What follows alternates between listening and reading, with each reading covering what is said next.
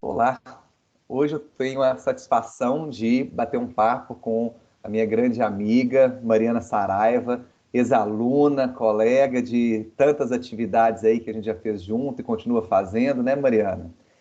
E o nosso bate-papo hoje é sobre mediação, sobre conciliação, falar um pouquinho desses dois métodos, né? A Mariana Saraiva, ela leciona negociação no curso de aperfeiçoamento e capacitação em mediação de conflitos do IEC.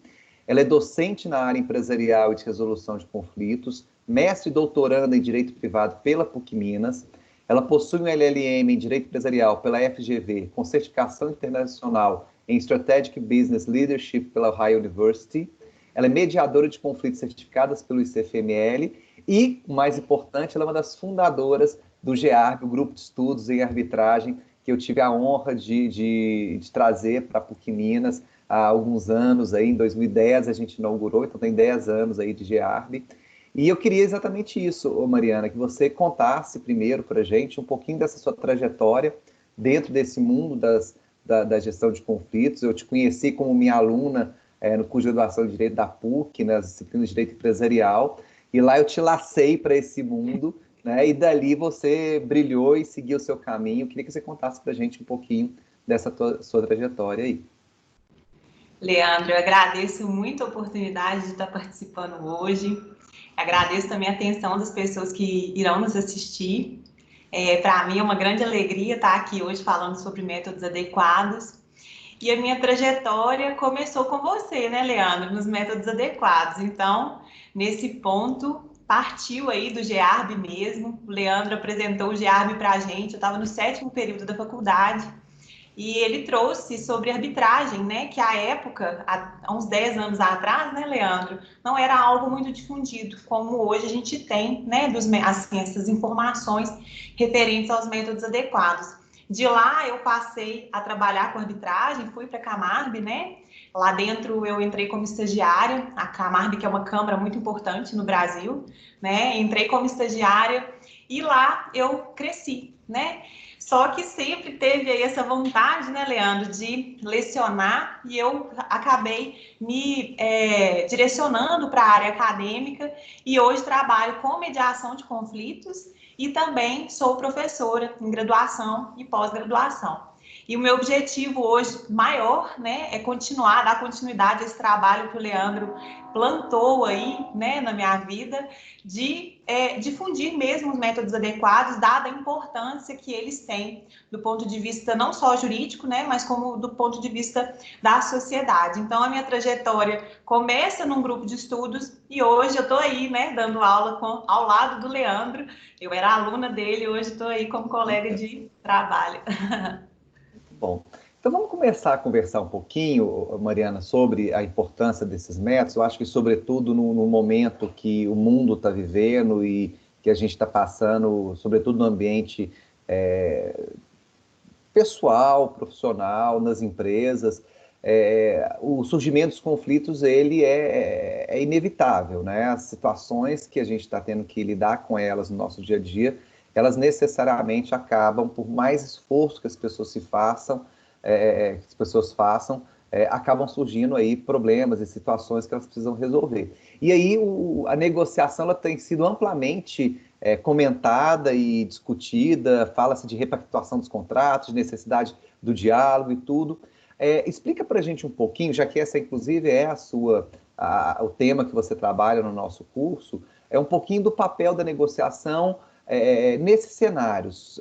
Assim, óbvio que a negociação não é importante só num cenário de pandemia, num cenário caótico como que a gente está vivendo, mas é importante em qualquer cenário.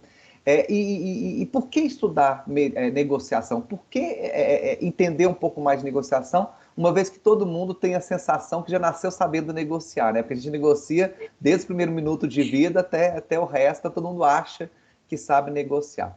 Fala um pouquinho mais aí sobre o que é estudar negociação, o que a teoria da negociação, essas ferramentas que a negociação oferece, o que a gente pode ganhar com um estudo um pouquinho mais aprofundado desse tema. Bom, Leandro, você tem toda razão, né? A gente está num momento hoje que a gente fala muito sobre o colapso do sistema de saúde, mas nós aqui dentro do âmbito jurídico, né, e até do ponto de vista empresarial, a gente percebe que a gente tem um risco de ter um colapso do poder judiciário, né? Então, a gente tem uma situação em que hoje, né, o judiciário é o principal resolvedor de conflitos que nós temos e ele está muito sobrecarregado e funcionando aí com algumas contingências. Então, o que que acontece? A negociação nesse ambiente, ela é extremamente importante.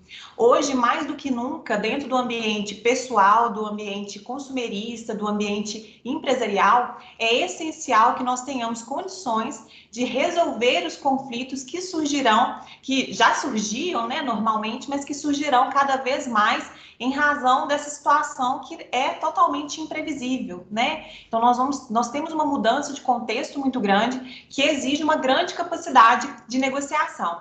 E você falou, né, sobre essa questão da gente realmente achar que sabe negociar, né?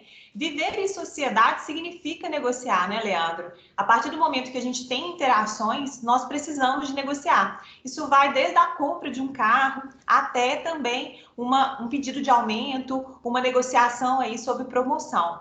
Então, nós fazemos isso o tempo inteiro, mas às vezes a gente nem percebe que está realizando uma negociação. Então, o que que acontece? A negociação ela vai ser um processo em que as pessoas buscam um entendimento dentro ali de um relacionamento. Isso vai de questões mais simples, como essas que eu acabei de citar, até questões muito complexas, como, por exemplo, conversações entre países para definição, por exemplo, do conteúdo de um contrato, de um tratado. Então, o que que a gente tem? Nós temos ferramentas específicas que podem auxiliar nessas negociações. Então, quando a gente estuda negociação e aprende as técnicas e as ferramentas, nós temos uma aplicabilidade muito grande em todos os âmbitos da nossa vida, no âmbito pessoal, no âmbito profissional. E quando a gente negocia bem, nós vamos ter acordos e entendimentos mais rápidos, mais satisfatórios e que vão trazer um desgaste menor. Então, por isso, essa grande importância de estudar a negociação, né? Um tema, assim, extremamente importante que é passado aí no curso que a gente oferece pela PUC Minas.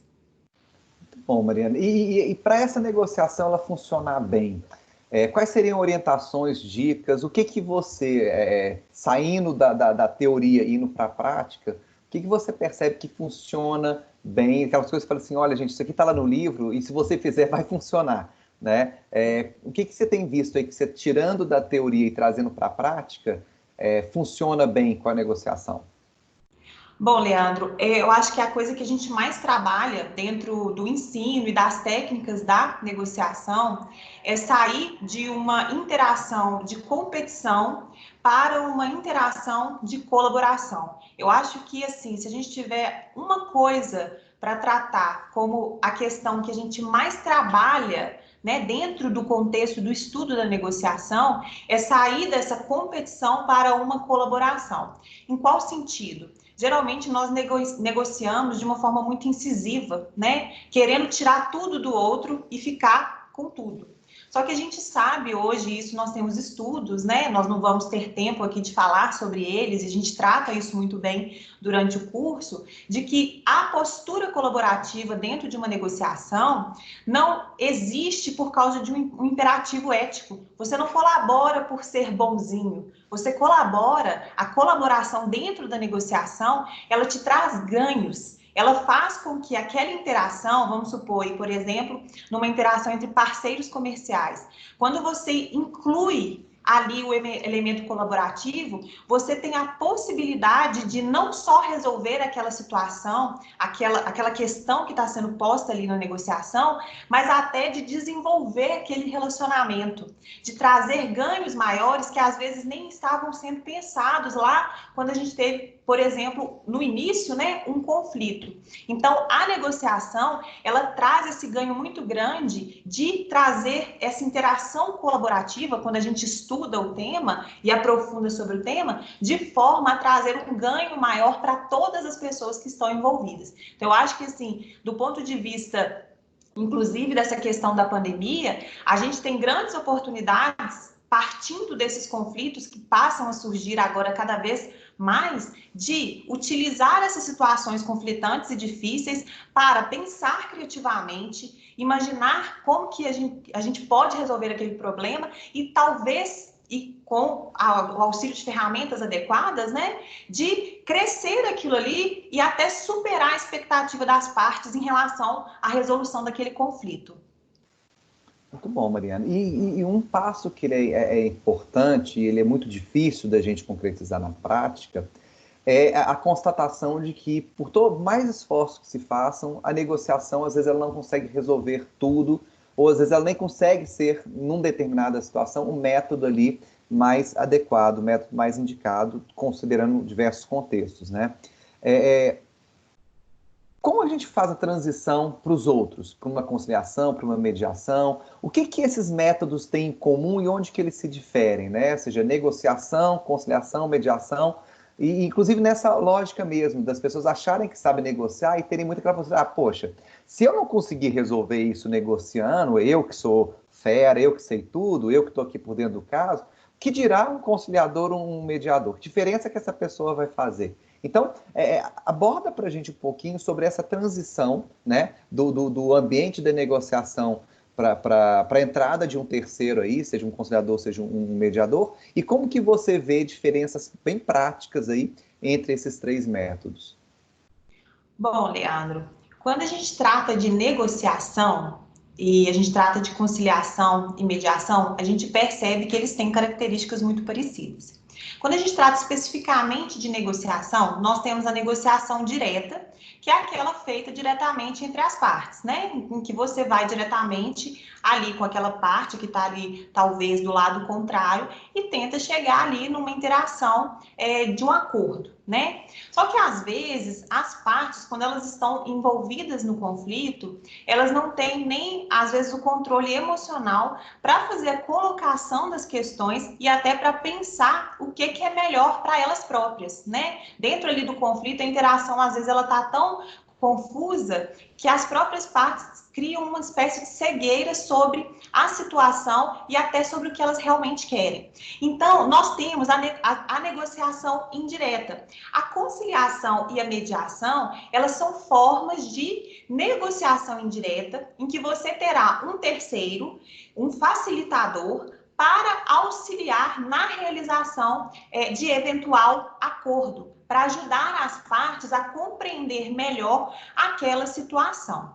E aí, o que acontece? A mediação e a conciliação, então, sendo métodos, né, que são formas de negociação indireta, que tem ferramentas específicas, né, cada método terá ferramentas específicas, às vezes elas são muito confundidas. Por quê? Porque elas são muito parecidas, né? Então, quando a gente fala de mediação e conciliação, nós estamos falando de métodos autocompositivos. Ou seja, métodos em que, por mais que a gente tenha o auxílio do terceiro, são as próprias partes que vão definir o que é melhor para solucionar aquele caso. São métodos que são voluntários. Então, as partes permanecem ali naquela negociação, feita por técnicas de negociação, de conciliação ou de mediação, se elas assim quiserem. Diferentemente do que acontece nos métodos heterocompositivos, como o poder judiciário e arbitragem, em que a gente tem o quê?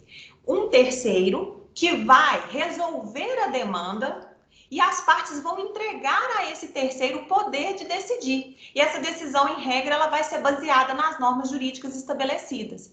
Então, a mediação e a conciliação são muito confundidas por isso. Só que tem uma questão muito interessante dos métodos autocompositivos. É muito mais fácil que eu cumpra uma decisão que eu mesma formulei, que eu mesma produzi, né? Então, é muito mais fácil eu cumprir algo que eu estabeleci do que cumprir algo que um terceiro estabeleceu para mim. Ele impôs isso para mim. Então, quando a gente fala de métodos autocompositivos, como na mediação e na conciliação, e até no caso da negociação, nós vamos ter uma situação em que as próprias partes vão decidir aquela demanda. A gente vai ter uma efetividade muito melhor do que é decidido ali. Então, é por isso que a gente tem essa grande confusão em relação ao método, né, conciliação e mediação, e às vezes a gente tem até uma fala, né, que confunde, torna ali esses nomes, né, como sinônimos, e isso não está certo, né? Então, e aí para a gente pensar aqui, né, tudo bem, eu acabei de falar o que a gente tem de igual, mas o que a gente tem de diferente? Quando a gente está falando da mediação e considerando aí o modelo facilitador, que é aquele modelo mais difundido no Brasil, que inclusive está aí no nosso curso, né, sendo apresentado, que é aquele modelo que a gente chama também de modelo de Harvard, nós temos um mediador que vai utilizar ferramentas específicas com o objetivo de melhorar a compreensão das partes sobre aquele conflito que está sendo posto ali. E ele vai utilizar ferramentas para facilitar essa comunicação, para fomentar a escuta ativa entre as partes. O mediador também vai fomentar a criatividade a partir de auxiliar as pessoas a saírem das posições e buscarem seus interesses. Então, por exemplo, num caso de um divórcio em que tem uma pessoa que está ali querendo muito ficar com o imóvel que ali era do casal, às vezes a intenção da pessoa não é ficar com o imóvel em si, mas ter uma segurança de não pagar aluguel. E essa segurança, ela pode ser garantida com outro tipo de opção, né? Então, quando o mediador ele fomenta esse tipo de reflexão, de realmente, né, buscar o que eu quero e não o que eu estou pedindo, eu começo a ter um ambiente capaz de produzir acordos que são satisfatórios para ambas as partes. Então, por exemplo, nessa briga aí com o imóvel, em relação ao imóvel, é possível vender o imóvel e comprar 2 outros pequenos imóveis. Então, é possível que as próprias partes cheguem a essa conclusão. É interessante, dentro do contexto da mediação, que a gente lembrar, né, que o mediador ele não sugere, ele não julga, ele não vai ter a função de terapeuta, ele vai focar na melhora da interação das partes. Ele vai fazer uma busca pela análise das questões subjacentes àquele conflito. A gente até brinca, né, que o conflito ele é a pontinha do iceberg e que ele foi formado a partir de questões subjacentes, né, que estão ali por baixo da água, ou seja, por baixo ali de toda aquela questão que está sendo trazida, que aconteceram antes, fatos, situações, sentimentos que vieram de antes e que causaram ali, às vezes, uma situação de que as pessoas não conseguem nem se falar mais. Então, quando a gente faz a análise dessas questões, as reflexões, né, o mediador ele vai auxiliar a realizar reflexões sobre isso, é possível que as pessoas se vejam de forma diferente e até compreendam qual que foi a intenção e os motivos da outra parte. E nesse contexto a gente tem um amplo campo aí para a realização de um acordo efetivo e satisfatório. Lembrando que no caso da mediação nós temos, né, em regra, poucas sessões, né, um procedimento realizado em poucas sessões e é muito adequado para tratamento de conflitos que envolvam relações de longo prazo, como por exemplo um conflito entre sócios, um conflito existente aí entre parceiros comerciais ou até um conflito referente a questões familiares, né, em que as pessoas tiveram uma relação pretérita muito grande e provavelmente terão uma relação posterior muito grande, né, então relações de longo prazo. Diferentemente do que acontece com a conciliação. Na verdade, a conciliação possui algumas ferramentas muito parecidas com a da mediação, só que a conciliação ela é mais direta. A conciliação, ela vai buscar ter foco. Claro que ela vai, né, pensar aí na interação das partes, mas o foco maior é no acordo. O conciliador ele vai focar nisso. Então, a gente vai ter um tratamento do conflito de forma mais superficial. E nesse contexto, o conciliador, inclusive, ele pode sugerir opções para as partes. E aí elas vão acatar aquela opção, se elas assim quiserem. É muito comum também na conciliação a gente ter um choque de realidade. Esse choque de realidade também acontece na mediação, mas na conciliação isso é feito de forma muito direta e incisiva.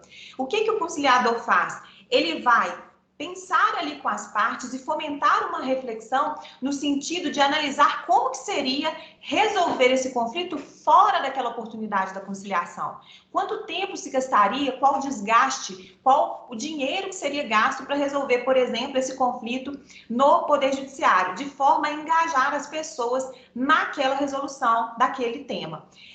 A conciliação, ela vai ser, em regra, mais rápida que a mediação, ela vai ser realizada em uma sessão, em regra, e vai ser indicada para conflitos mais superficiais, que não tem uma profundidade, uma complexidade tão grande, como, por exemplo, uma batida de carro, como, por exemplo, uma relação consumerista, em que não há uma relação pretérita e nem uma relação futura, não há complexidade.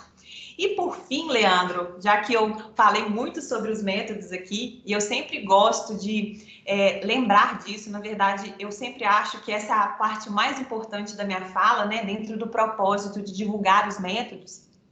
E essa minha fala é muito voltada para advogados e para alunos de graduação, que nós temos que ter em mente de que nós, como advogados, não somos propositores de ação.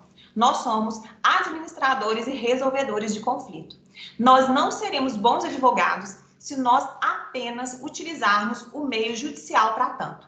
Inclusive, a depender da situação, a gente pode ter uma situação em que você, propondo uma ação, você agrava aquele conflito, que é por exemplo, né, no caso de um abandono afetivo. Você já tem a pessoa ali que já está, né, afastada do genitor ou da genitora.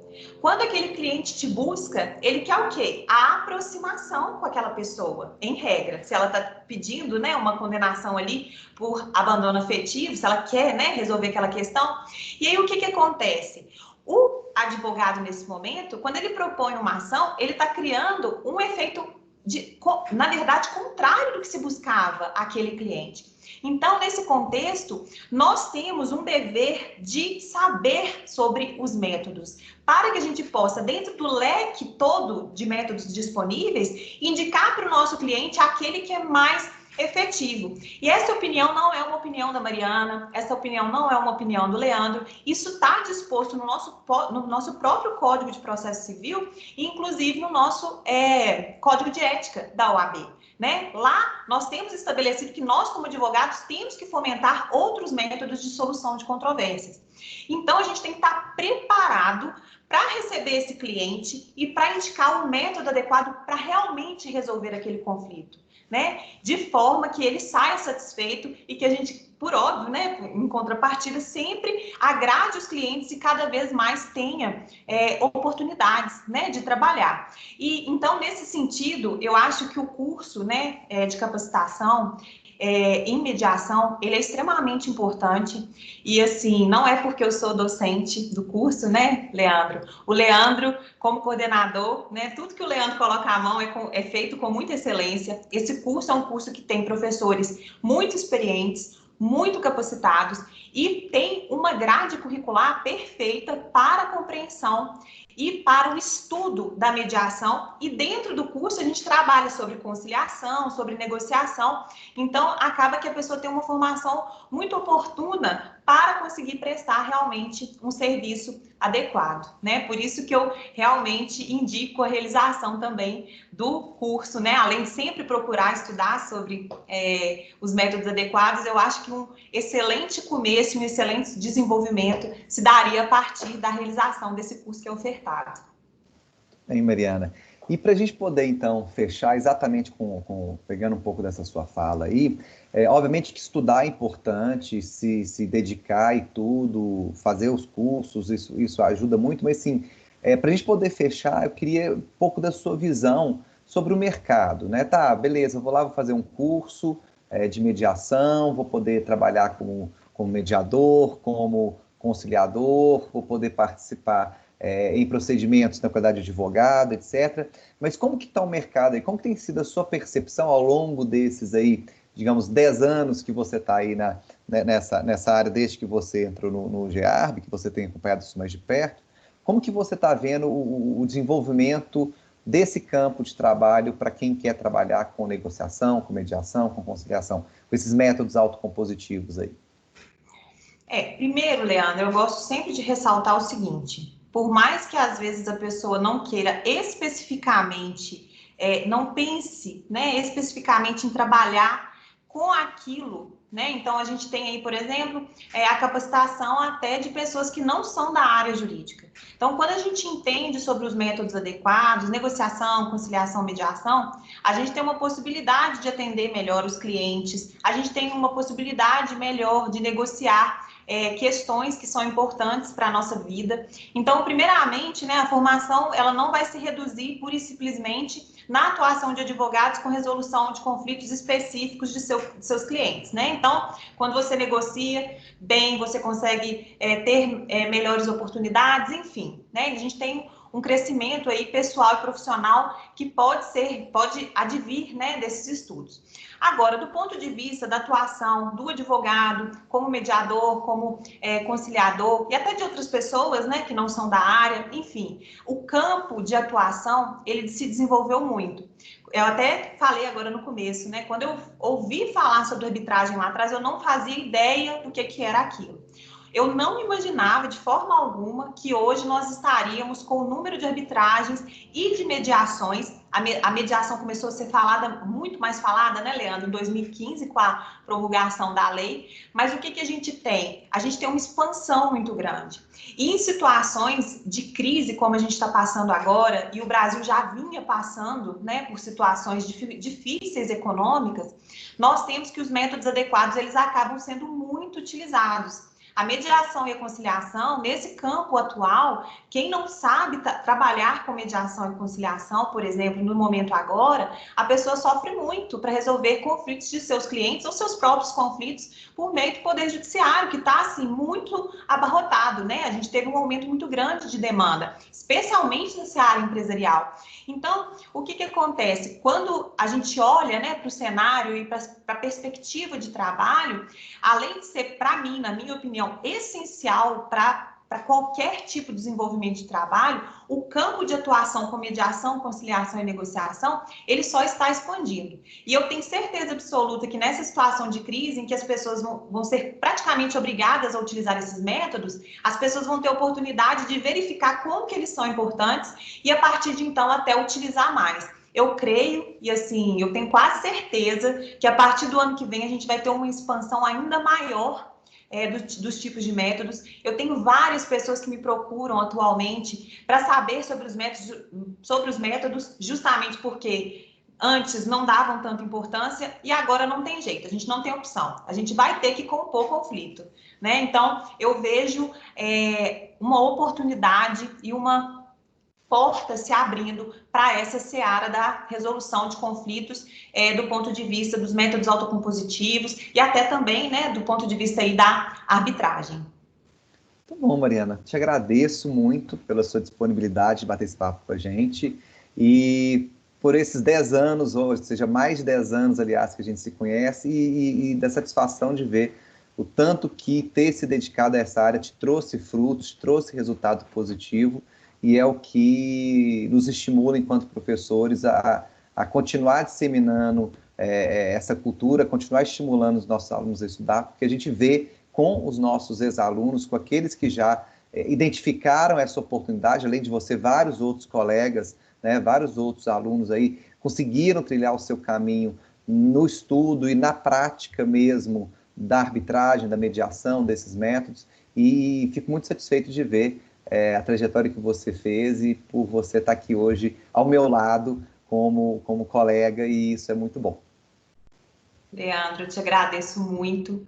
Para mim é assim, eu acho que não tem como eu te demonstrar a honra que é para mim falar ao seu lado, né? Eu era sua aluna, hoje eu sou sua colega, e assim, o que você plantou na minha vida realmente foi um propósito, né? E eu creio assim que as suas iniciativas são muito importantes. Eu tenho certeza que você divulgou e continua divulgando os métodos adequados, e fazer parte disso, para mim, significa muito. Então, eu que agradeço a oportunidade, agradeço as pessoas que estão nos assistindo, e sempre que precisar para a gente falar sobre métodos adequados, eu estou à disposição.